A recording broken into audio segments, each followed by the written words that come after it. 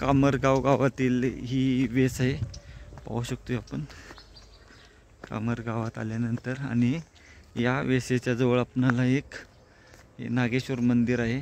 त्या नागेश्वर मंदिरापाशी एक बारव आहे, त्या ठिकाणी शिलालेख. ही वेस कामरगाव तालुका आणि जिल्हा अहिल्यानगर या ठिकाणापासून साधारण एक 20 किलोमीटर अगोदर आपणाला कामरगाव, मेन हायवेला कामरगाव आहे. त्या कामरगावमध्ये एक गडी आहे व गडी आणि पाठीमागच्या बाजूला नगरकोट म्हणजे वेस आहे व त्याच्या बाजूला आपणाला नागेश्वर महादेवाचे मंदिर आहे. अतिशय सुंदर आणि प्राचीन मंदिर आहे. या मंदिराच्या समोर एक बारव आहे व त्या बारवमध्ये आपणाला एक शिलालेख आहे. अशा या ऐतिहासिक गावाला आज आपण भेट देण्यासाठी आलो आहे. सुंदर आणि निसर्गरम्य ठिकाण आहे.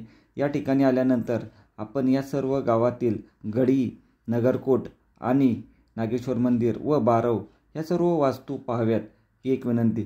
तसेच आपणाला केडगाव या गावामध्ये सुद्धा एक नगरकोट आहे, तोही आपण जरूर पाहावा अशी, आणि इतर सर्व वास्तू पाहाव्यात.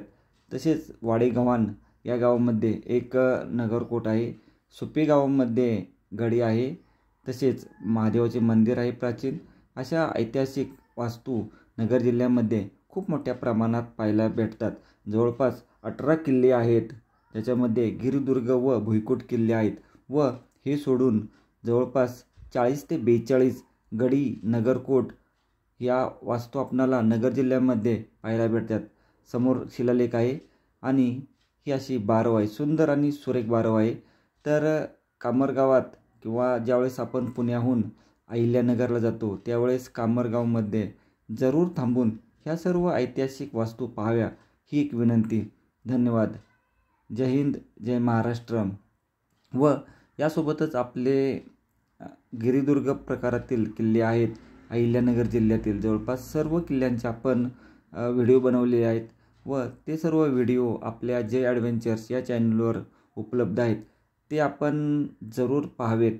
ज्याच्यामध्ये हरिश्चंद्र आहे, रतनगड आहे, पाबरगड आहे, नागविंदा असे भरपूर किल्ले आहेत. जय हिंद, जय महाराष्ट्र.